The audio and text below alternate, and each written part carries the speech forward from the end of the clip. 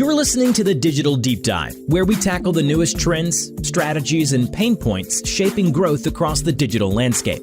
From Amazon and D2C to international expansion, join our host and e-commerce leaders across multiple industries for in-depth discussions on how to maximize your brands in the digital arena. Now, here's your host, Aaron Conant.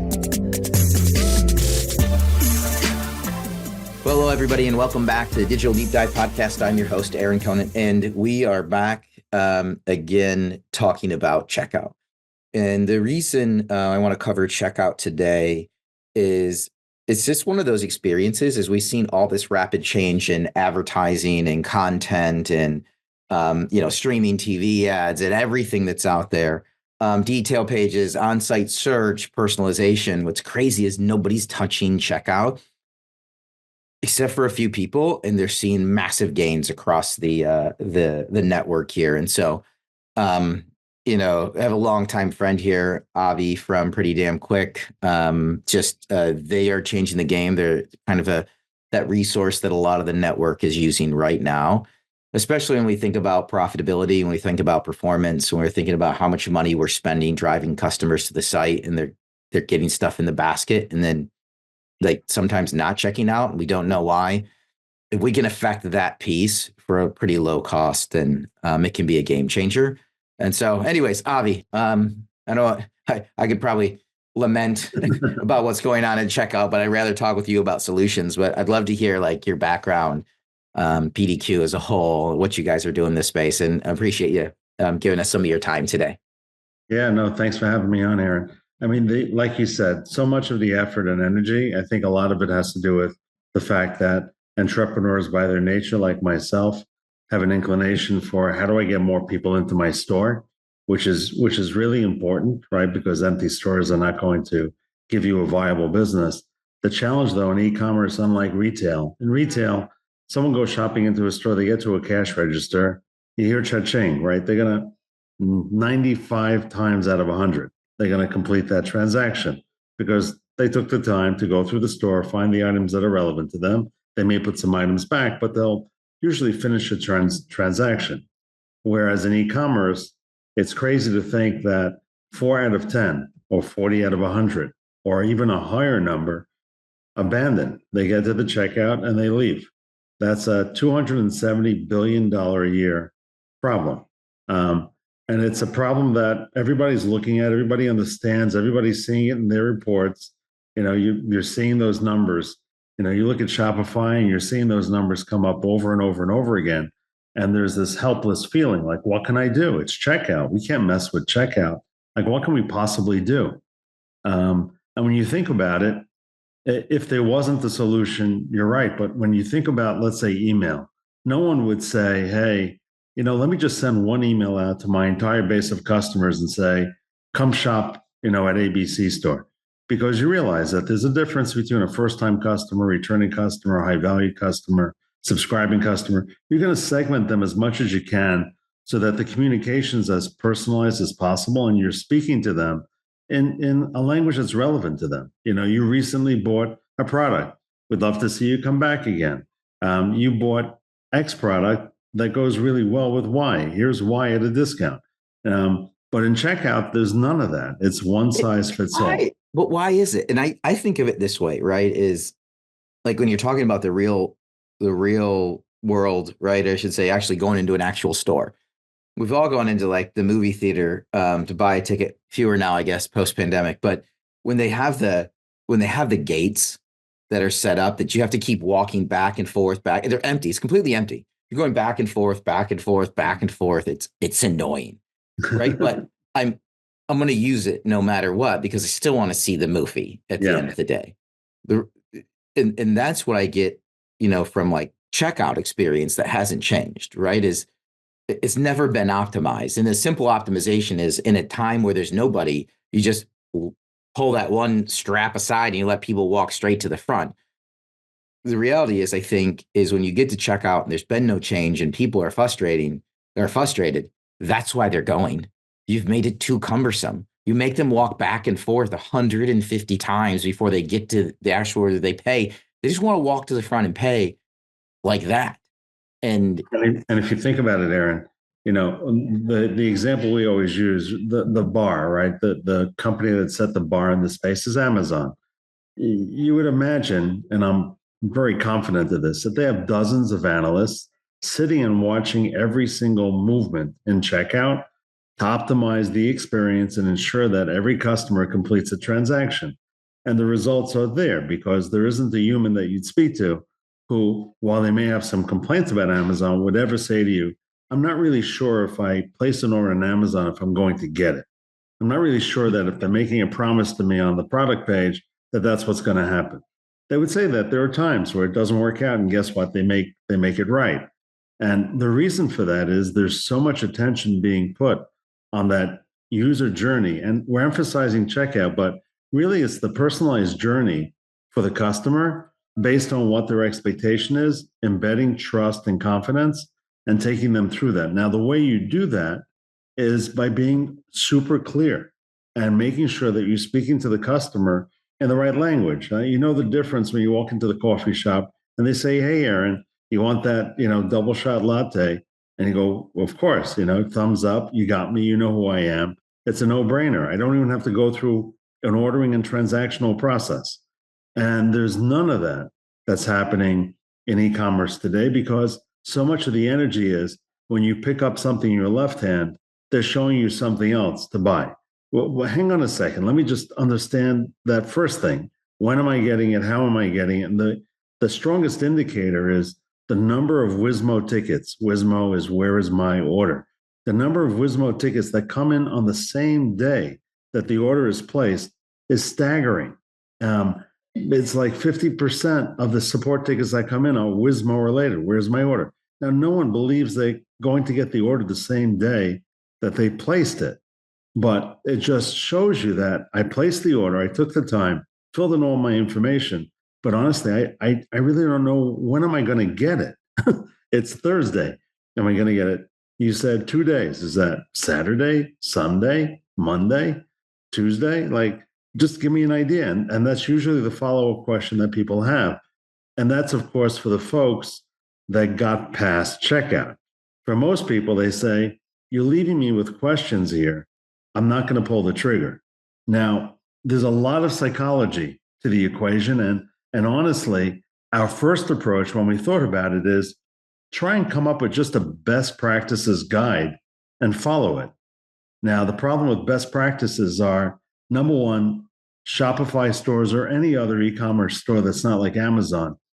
Each industry is going to be different. The behavior of the customers are going to be different. The locations that you're shipping from are going to have an impact on the speed and cost that you're able to provide. So every store is going to stand on its own to some extent, which means that we needed to build it with an A/B testing platform and a foundation because you can't make assumptions. I can tell you so many unusual, these assumptions we came in with that we were proven wrong. Reduce shipping costs and conversion goes up. Not necessarily. There's sometimes you can actually increase shipping and increase conversion, right? You're so right. There's best practices that have been shared that everybody has defaulted to as the easiest possible feel-good option. Yeah. Right? It's checkout, right? I've got so much content to produce. I have to worry about paid media, retail media measurement. I have to worry about all these different things, branding, website, new integration, let alone, every different, marketing and festival that's out there from, Prime Day to, Cyber 5 to whatever it might be, when you default to the easiest option, yeah, it's better than doing nothing, but it's not optimized by any means. But I just talked to brands, right? And this is where they're at. This is and it's exactly right. It's something where if you don't do it right, I understand the hesitation. Checkout, it's a critical place to be. No one's going to start messing with their cash register. No one's going to mess with their checkout unless you really know what you're doing. We're just fortunate. We've been doing this for over 3 years now. We process over 17 million checkouts a month. And there's a tremendous amount of learning. Like, for example, if you just followed Amazon blindly, you would assume that just offer the fastest delivery and it'll always increase conversion. Now, number one, most brands don't have the capacity to deliver the way that Amazon does. But number two, there are instances where the customer doesn't really care about the speed. They just want to know when. So I don't need it tomorrow. I just need to know that if it's not tomorrow or the day after, just tell me when it's going to come. And that communication is problematic because you do need to be connected to all the carriers, 3PLs, or if you're doing your own fulfillment, your own warehouse, you need all that data. And that's really where Amazon shines. Everything, when Sally picks up that, mug on Amazon, they know that Joe in Kansas City is going to pack it up in the, 3X size box, how much room there is in the box so that they can come back and say, Aaron, there's room in the box. You want to add something else because it won't increase your shipping. And they also know it won't cost Amazon anymore. They also know who the carrier is going to be, when it's going to get delivered. When you have all that information and you're able to share that information during the customer's journey, it changes the whole experience because I'm starting to feel like I'm in a retail store. I'm attached to the product because I know everything there is to know about it. I know the costs, I know the time, I know when it's going to be delivered, know what else fits in the box. And as you get closer and closer to that kind of experience, you start seeing conversion go up significantly. Like for us, brands doing $10 million or more in revenues a year will typically see close to $1 million in increased revenue.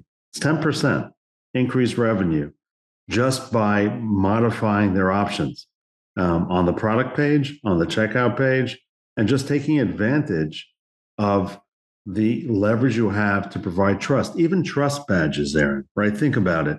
Just the way you present and which options you choose to present to the customer. Like maybe show them reviews. If it's a first-time customer, show them your delivery on time rate. Give them the confidence they're just looking for, but present it to the right people at the right time. And that's the other piece of it, which is something we're particularly good at, is segmentation. Is as the customer's coming in, if it's a first-time customer, if you think about it, if you're a brand, you know the general lifetime value of a customer. You also know that the hardest order to get is the first-time order because you have confidence. You've got a great product. You're going to take care of the customer. You've got great service. But I just want them to touch it because once they touch it, they love us. So I know lifetime value for this customer is going to be $500. If you know that, why not just give them as much as you possibly can in checkout? I'll give you free expedited shipping, priority processing. I'll even give you a mystery gift in the box. Those are all things you can do today that can have a material impact on every single customer transaction. Well, I just don't think most people know that it's available, right? I mean, because like you said, nobody is touching checkout. The stuff in the past, the personalized checkout was, oh, by the way, at checkout, I'm going to also, offer you, we want to fill up the box with a personalized recommendation. You bought a pair of pants, maybe you need a belt. Yeah. Right. Where you're kind of tracking them, but they were just, it was more focused on like the payment side, right? Yeah, rather than the holistic, like, and who are you? What are you doing? And how do I get you to trust me? Right. You're building trust, right? Like you're saying with the badges, like, hey, listen, just trust me. You're about to give me your money. And there's going to be a lag between that and when you get the product. Let me give you 9 reasons to trust me. And if you can do that, then I'm more likely to convert. That's the reality. Exactly right. And then as soon as I'm done, present them with tracking information, show them that kind of the Pizza Hut kind of delivery thing where over communicate. And also you're going to fall short from time to time because you don't control all the different parts of the supply chain and delivery chain. So when you're going to disappoint, it'll happen. Imagine if you can be proactive and on your tracking page say, Aaron, sorry, I know you were expecting it tomorrow, but it's going to more likely be on Friday. And you say, but, or whatever, it's a day or two late, and say, but guess what? We're giving you a coupon for it. And if that coupon was intelligent and said, based on how severe a delay it is, how much there is in their basket, and give them discount to things that are related to them, suddenly you have revenues coming in in a situation where in the past, or the alternative is to disappoint the customer because you're waiting till it's late. Then they reach out to you. Then you say, we're sorry. Then you've got to figure out, what it is you're going to do with them. By controlling that, the delivery promise and making a promise that is going to be accurate 97, 98% of the time. And the other 2%, you're proactive because you're able to reach out to them before it becomes an issue. It changes the whole experience. And as you know better than I do, Aaron, there are many situations unplanned where you have a customer for life because of the way you react to that situation, or the way you prevented the situation, or the way in general you deal with difficulty. Many of us can handle customers in normal everyday situations, but the real test comes when unusual things happen. You've got a whole belt of hurricanes coming through a chunk of the country. People realize that things are going to happen. But if you reached out and said, look, I know there's a problem, I'm solving it, I'm on top of it, communication is going to solve so much of those challenges, both before the purchase and then continuing that after the purchase. And it's game changing. And I can tell you for so many of the leading brands out there that we have the privilege to work with, it's not just the fact that you have a customer who's now happy, which represents, retention, lifetime value. All those things are critical, but it actually is cash in the bank now. If you're looking at your checkout and you're looking at whatever the percentage is that's being left at checkout, you have real tools and levers available to you to change that, especially going into Black Friday, Cyber Monday, where many e-commerce businesses are going to make as much as 30, 40, 50% of their revenues in just these 2 or 3 months ahead. So it's a massive opportunity. And it's just an exciting place to be, I have to say. And it's not an easy place to be because we had to become both operational people and understand the operational components of a business, like the physicality of boxes, delivery, 3PLs, pick and pack, the hours that they stop picking and packing, just a lot of variables that you need to take into consideration.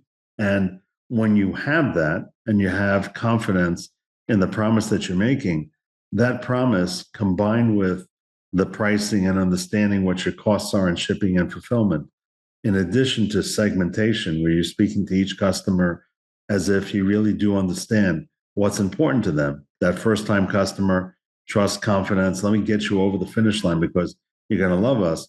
The returning customer, give them a little bit more love.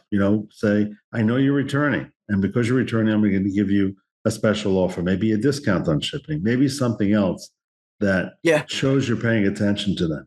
All these things we do, like e-commerce does this so well everywhere else, except for but not at checkout.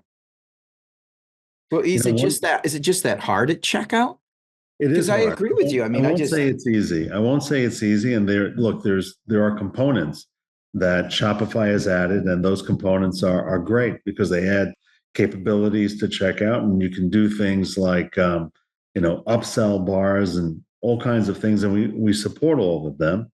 The challenge is you need the ability to A/B test them. Otherwise, you're not optimizing, right? You're going to say, let me add this, let me add priority processing, but you don't know whether or not the additional dollar that you're getting for giving that option is going to hurt conversion. And that's why it's challenging to do, because you really want to understand the implications of everything you're doing.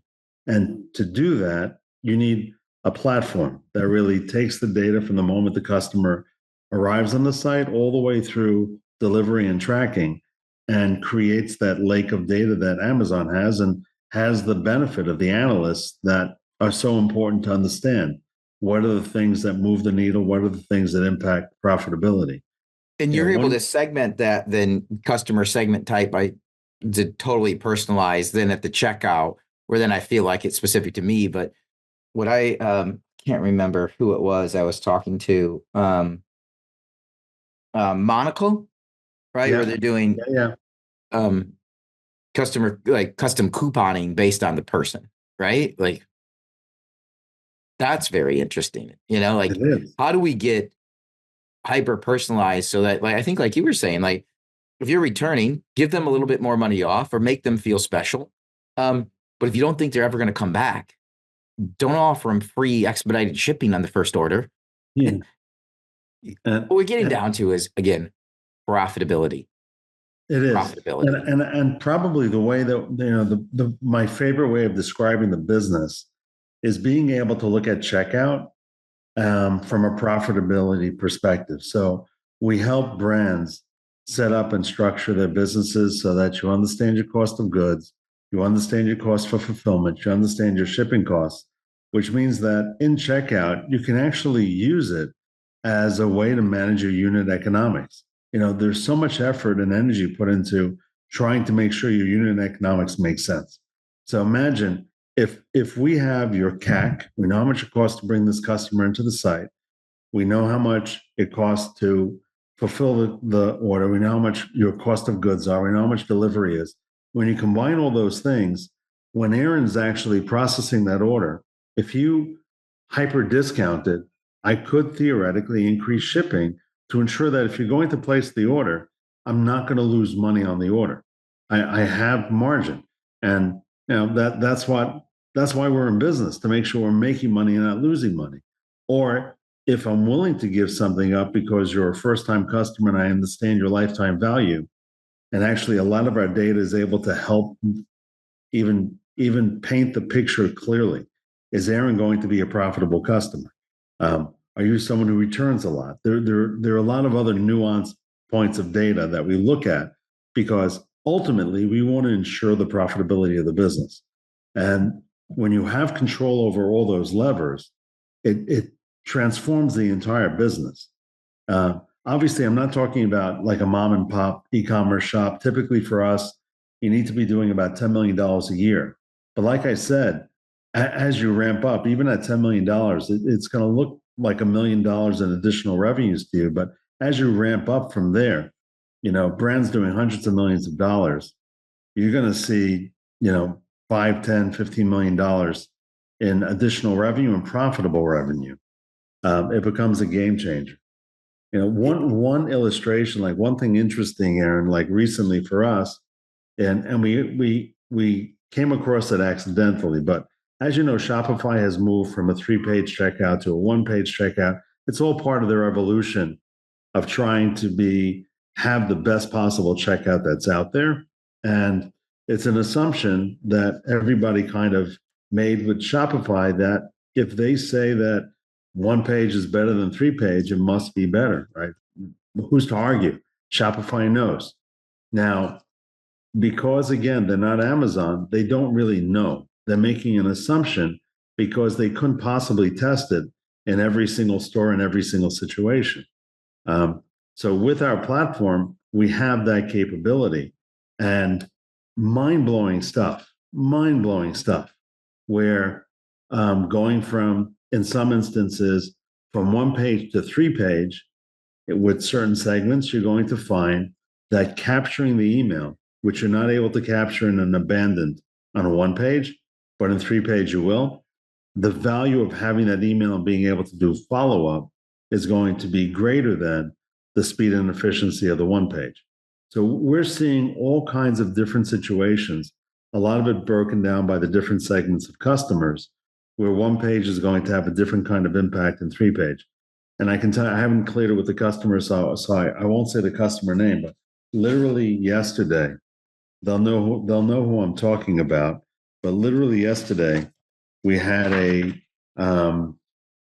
brand that tested their 3-page, which is what they're currently running, against 1-page, and they found that they generated $1.7 million annualized in additional revenue by going to the 1-page from the 3-page. Another brand that went from 1-page to 3-page increased their checkout by $2.43. So there's just, generally speaking, if I was going to give you a sense of like what are the general indicators, with single page, checkout's best for quick impulse buyers, weekend buyers, high traffic sales events, people that want to get in and out. Through the 3-page checkout typically works with a committed high intent customer like a subscriber, repeat buyer, who prefers a more detailed and guided experience. So everything matters. Everything matters. You got to be able to test. You have to be able to test. Icons like a rocket ship matter. We've even taken options. So here's what anybody can do, right? So we want to give value. Take this and run with it. Everybody assumes you put your lowest cost option on top, then second, then third, right? That's how you stack your shipping options. Guess what? If your first option is free shipping, but you don't want everybody to jump on free shipping, just switch it. Make it the second option and make the first option a paid option that looks slightly more attractive than free shipping.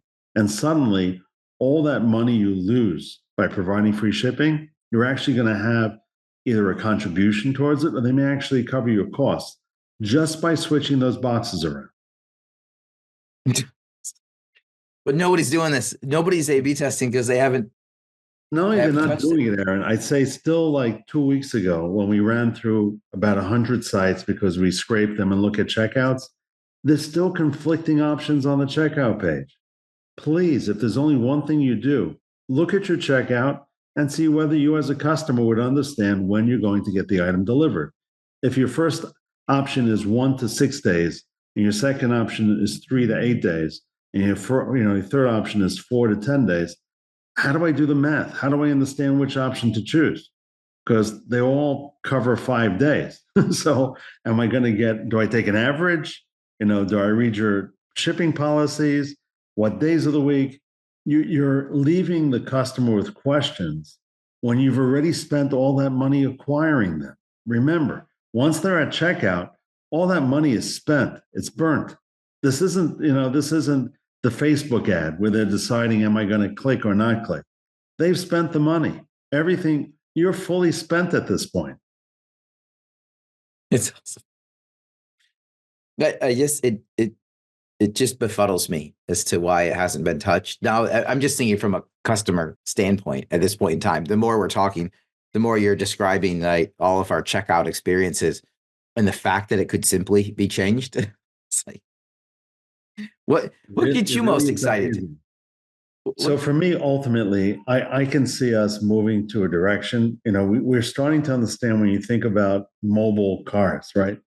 I don't think any of us drive an autonomous car today. I've seen plenty of them on the road, but it started with semi-autonomous. Let me park for you because how much damage can I cause? And I can give you the confidence that I can park the car for you. So we see something very similar with checkout, where more and more of our recipes are able to be intelligently deployed in a checkout and say, let me understand, is this a first-time customer? What are the margins here? What are the options I should present? What are all the variables and criteria that I should prepare for this particular customer in real time right now?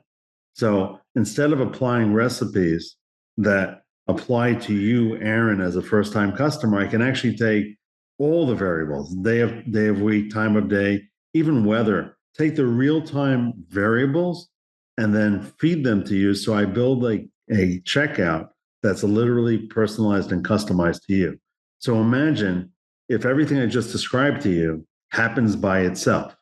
Now, you can't go from non-autonomous to autonomous in a moment, but I can tell you with us internally, we're already using things that don't, cause damage, like imagine badges. I have a whole library of badges, and we know what the reactions are. We can see the kind of reactions that people have when they look at them, they click on them. So imagine if we're able to dynamically choose a badge or a collection of badges based on what we know without the brand having to worry about which ones to choose. That would be autonomous, easy to do, low lift, and doesn't have a lot of implications if we get it wrong. But if you take that to its fullest level, what I'm most excited about are all these learnings that we're applying in these 17 million checkouts, 13 million profiles that we've built. We end up with a set of rules that are going to apply individually to every person who visits our site and can be personalized to them. That to me is extraordinarily powerful and exciting. We'll see those steps. We'll be taking those steps gradually to get there, but it's coming. That moment is coming, and it's an incredibly exciting and powerful moment. Yeah. I've been picking your brain forever, and I totally appreciate it. It's I don't know. It's one of those areas. It's almost like on the Amazon side where it's as if people were to ignore the ad tech for Amazon for years, knowing it was there and just not doing anything with it and just trudging through, trying to manage it on your own as opposed to, getting a tech that helps you do it. So, yeah, but anyways, I digress just a little bit. I'd love to, I don't know, any questions for me as I've been just peppering you with questions? Look, going into, BFCM, it's such an important time of the year. And like I said, such a big percentage of business happens during this time. What's your general sentiment? How are you feeling? There's so much going on. It always feels that way, right? But there's so much going on. You got elections followed by BFCM, economic indicators, the Fed. There's so many different variables. How do you think consumer sentiment is going into this holiday season? So I know just from the brands I've been talking to, number one, I don't understand how the market keeps just skyrocketing up. I don't understand it. I don't pretend to, because the brands I'm talking to have pretty much said like, hey, there's fewer people out there spending money, and the amount they're spending is lower. Notoriously, Americans love to spend money in Q4. It's the holiday season, and they like to be with friends and family and show appreciation. So, I mean, if I carve it out into like traditional grocery run, everything's the same, right? Yeah. If we start getting into gifting, I think the higher end gifting items will be down some, but the mid level, I think everybody's planning on a cool, a pretty good Q4 as a whole. The one wild card, I don't know if you saw like Bye Bye Baby just is closing all of its stores and it's going all online. Wow. That's the only thing that's, and so wow. Is this pendulum swings back and forth. Counterintuitive. Yeah. That's counterintuitive. Right. And so it's going almost all back online. And so, right, the pandemic hits and everything goes online and everybody scrambles. FOMO sets in. Everybody's signing up for every tool ever to help them win. Nobody knows how to use them or integrate them all. So the pendulum starts swinging back. They start trimming them out. People are going back to stores. There's a huge push. Everybody wants to be on store shelf, right? And in that move, they've neglected .com, and now they're seeing like actually people a lot of times don't want to handle the holiday crowds. And so there's this push. The pendulum is swinging back. But the big thing right now with those brands is profitability. Yeah. And a lot of them are just throwing up their arms and saying, I can't be profitable online. Now, that's different than what Bye Bye Baby was just saying. But a lot of these mid-tier brands said, I can't be profitable online. I just have to be in store. And I don't agree with that. I think what I'm seeing now with these new tools that are popping up, the AI, machine learning, the tools that I think for the longest time, it was the mechanical Turk, right? Like these companies were saying, we have AI, ML, use our platform. It's $12,000, $15,000 a month, $20,000 a month. And it really was just overseas, hands on keyboard overnight, and then came back with an answer in the morning. And brands didn't care. Like, as long as they got my answer, I didn't care how you got it. Now they can't afford that option. And we're actually at a point where this new tech that's popping up can crunch data and do tasks in near real time. And it's cheap. I mean, it's $1,000, $2,000, $3,000 a month. Where if you can get rid of all the garbage tools that were just tools created for some people to make a quick buck in the tech sector right after the pandemic hit, and you can get into core things, right? Like a PDQ, an Arita. There's a lot of these players out there touching the email piece. You can get a much leaner, more robust tech stack with fewer people at a lower cost. And if people will take a look and see that, there's a lot of money to be made still in addressing the profitability. And yeah, maybe you don't make quite as much. You make a few percentage points less than being, on a store shelf and you're shipping a full truckload. But there's one more piece I'll jump into, and I'll kick it back over to you, is that if you do have that direct to consumer site, what Amazon is doing with their paid media and their streaming TV ads, which will be, I did a podcast with Adam Epstein over at GG, what they're targeting to do. If you can have a pixel on a direct-to-consumer site, you can dump it in the Amazon Marketing Cloud and do an exact lookalike and take off anybody that's been to your direct-to-consumer site, so you're not retargeting, and just hit an exact copy of that shopper out of the Amazon ecosystem and drive them back to your own direct-to-consumer site via their DSP. That's worth a few percentage points that you're sacrificing. And looking at the direct-to-consumer site from an R&D eye as well, that, hey, we might lose some money, but overall from the company as a whole, just like an R&D budget is sunk, it's gone, but it comes up with nuggets that make you a lot of money. Like, it's an interesting time. That's what it is. Just on that Amazon front, it's a strategy that we invoke as well, where there's always a percentage, typically a percentage of revenues coming in through Amazon. We know how costly they can be, and you lose the brand and the connection to the customer. But we'll replicate. We'll actually identify, tag that Amazon customer coming to the store and provide them with something comparable or competitive to what Amazon is, because you can afford it, right? Think about, you now don't have the Amazon margin. You get much more aggressive with that customer and keep them. So taking that pixel concept even to the next level, you end up, and you just need to be agile. You really do. I mean, today's brand owner just has to be on the cutting edge, and you see the folks that are, I don't mean just, wantonly download apps and wander. You need a very deliberate focus, first and foremost, unit economics, profitability, and then say, what else can I do? And how do I make this a flywheel so that every new customer that comes in is going to matter? And I totally agree. I think the unique thing, and again, like what you're doing is you're able to do that all underneath one platform that's cost effective and drives revenue. In the past, that was 4 different people that they were trying to interact with, right? To try to crunch all the data, track all the traffic, look at, using maybe a triple whale, or how is it all working in your case, that everything can come in underneath one platform and tackle a bunch of those, maybe not all of them. But that was the other thing is I have to go do, 4 RFPs.